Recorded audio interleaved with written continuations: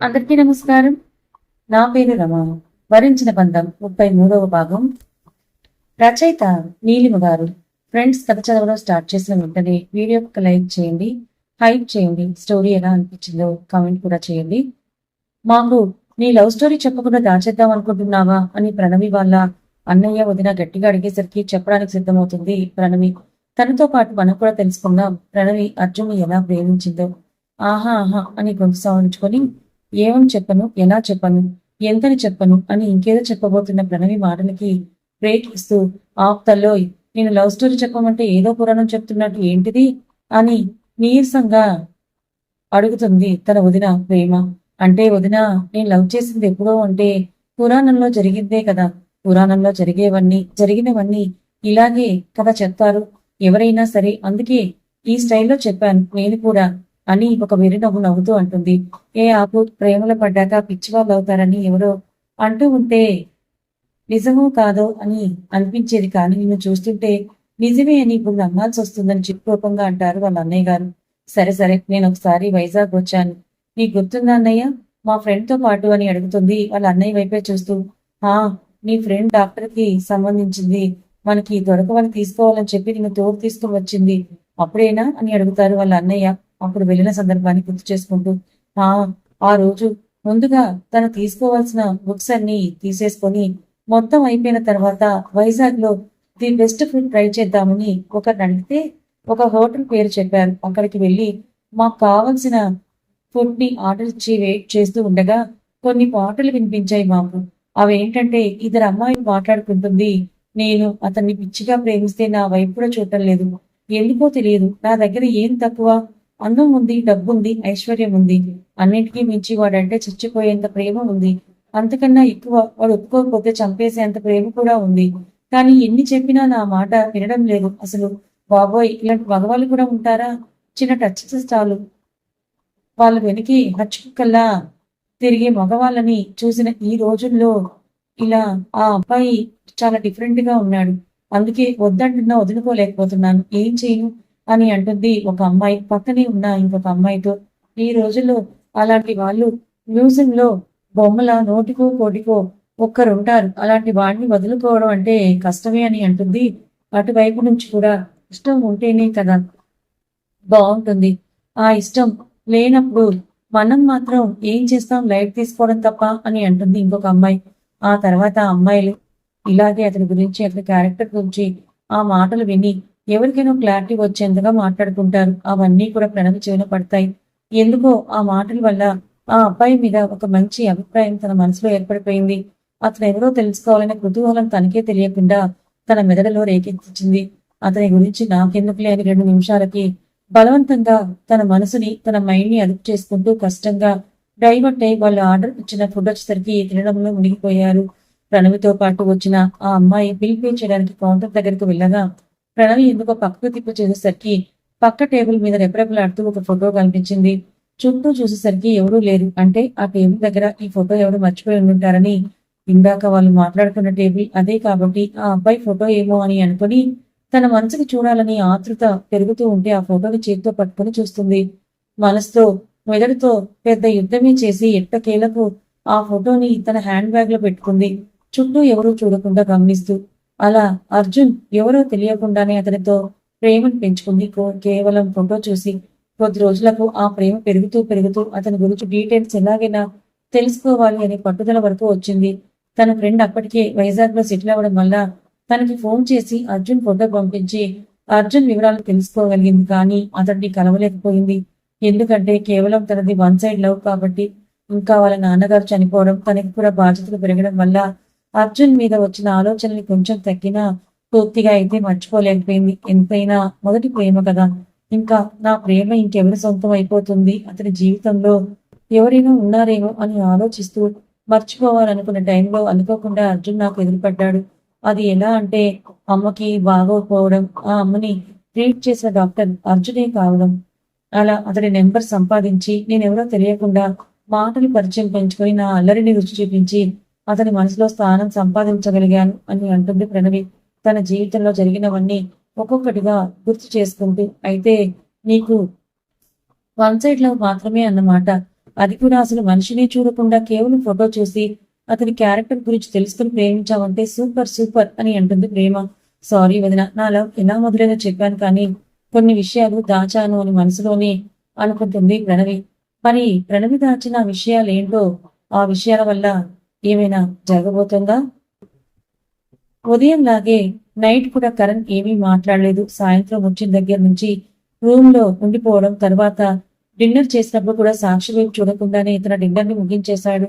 అతని ప్రవర్తన తన మనసుకి కష్టంగా అనిపిస్తున్నా కొద్ది రోజులు ఇలా ఉంటేనే విడాకులు ఇస్తాడని నిమ్మకు నీరెత్తినట్టు మొండిగా ఉండిపోయింది సాక్షి. మాట్లాడే ధైర్యం కూడా చేయకుండా అందరూ డిన్నర్ చేసి ఎవరి రూమ్ కి వాళ్ళు వెళ్లిపోయాక సాక్షి కూడా కింద పనంతా పని వాళ్ళ చేతి దగ్గర నుండి చేయించి పైకి వస్తుంది. అప్పటికే కరెంట్ రూమ్ కి వెళ్లిపోయి అరగంట దాటుతుంది.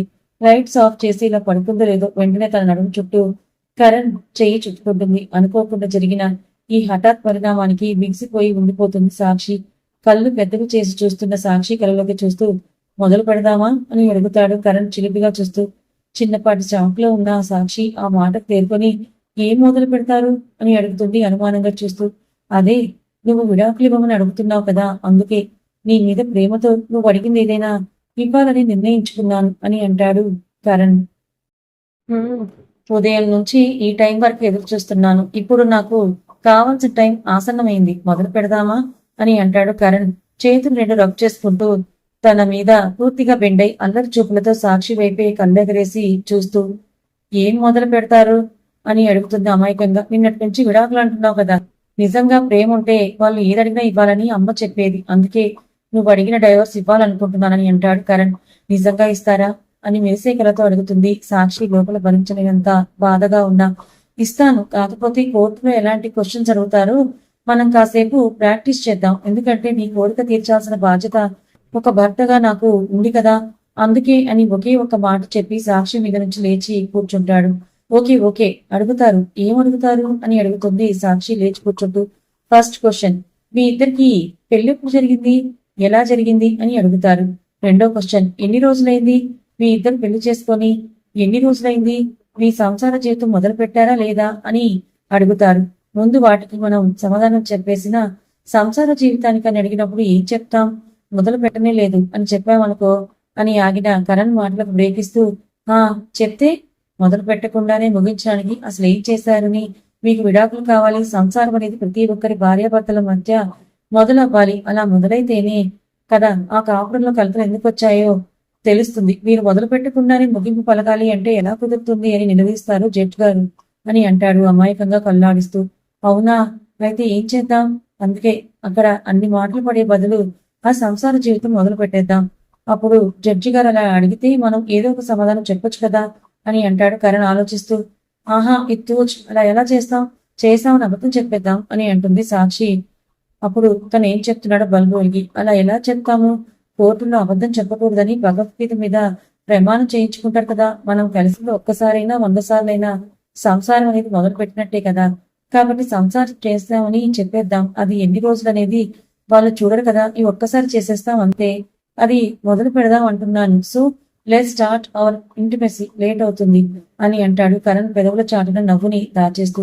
బాబోయ్, ఈయన చెప్పింది కూడా నిజమే, కోర్టులో అన్ని రకాల క్వశ్చన్స్ చేస్తారు, అన్ని వైపుల నుంచి ఆలోచిస్తారు, మాకు సంసార జీవితం మొదలు పెట్టలేదంటే మాకు విడాకులు వస్తాయా అంటే ఇప్పుడు నేను ఒప్పుకోవాల్సిందేనా, దీనికి లేదులే, ఇప్పటికే మనసు చంపుకొని అక్కకి మంచి జీవితాన్ని ఇవ్వాలనే ఆలోచనలో నా మనసుని బండరాయిని చేసుకొని ఈ విడాకులకు ఒప్పుకున్నాను, ఇంకా ఆయనతో ఎలాంటి బంధం మొదలవకుండానే నేను ఇప్పుడు ఇంత బాధపడుతున్నాను అంటే ఈ రాత్రి ఈ బంధం సంపూర్ణంగా మారితే ఇక నేను అలా ఇవ్వగలనా, అప్పుడు నా అక్క జీవితానికి అన్యాయం జరిగిపోతుందేమో, లేదు లేదు అలా జరగడానికి వీల్లేదు అని పలు విధాలుగా ఆలోచిస్తూ తనలో తనే ఉండిపోతుంది సాక్షి.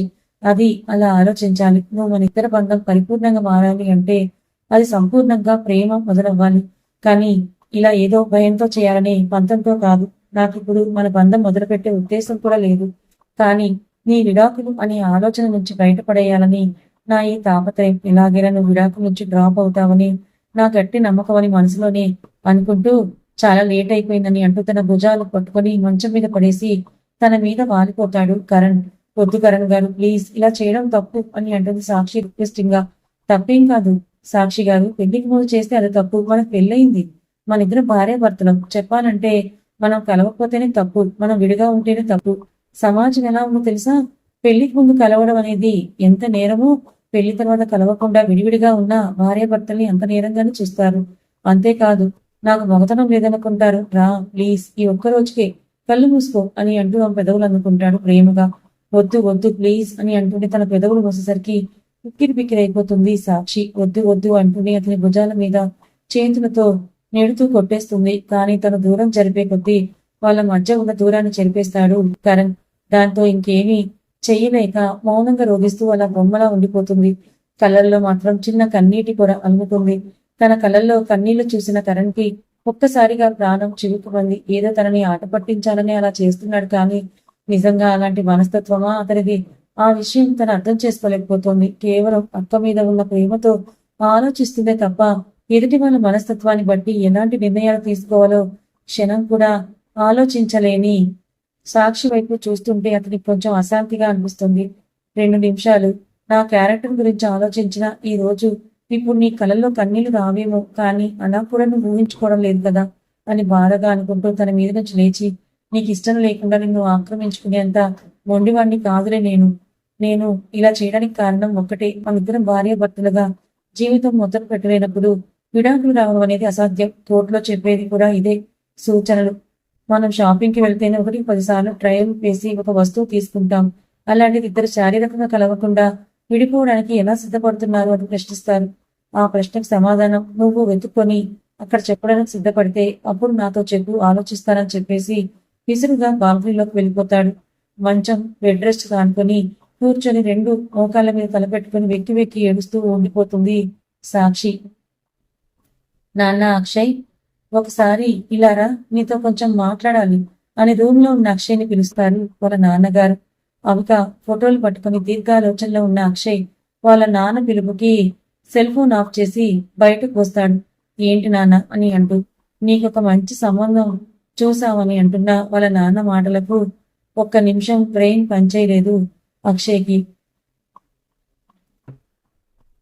కథ ఇంకా ఉంది. మరి కరణ్ సాక్షిని ఈ విడాకుల నుంచి తప్పించడానికి అలా చెప్పినా కూడా ఇక్కడైనా సాక్షి తన మనసును మార్చుకుంటుందా, లేదా ఇంకా తన అక్క కోసమే కరణ్ని త్యాగం చేయాలని ఆలోచిస్తుందా? కరణ్ చెప్పే దాంట్లో కూడా నిజమే కదా.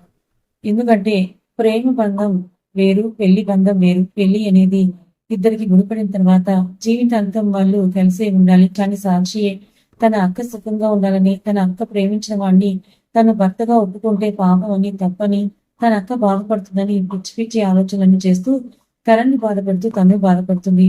మరి ఆమెకి నిజం తెలిసినాడు ఏం జరుగుతుంది, తర్వాత ఏం జరగబోతుంది తెలుసుకోవాలనుకుంటే ఛానల్ని ఫాలో అవ్వండి. కథ నచ్చితే లైక్ చేయండి. Thank you so much.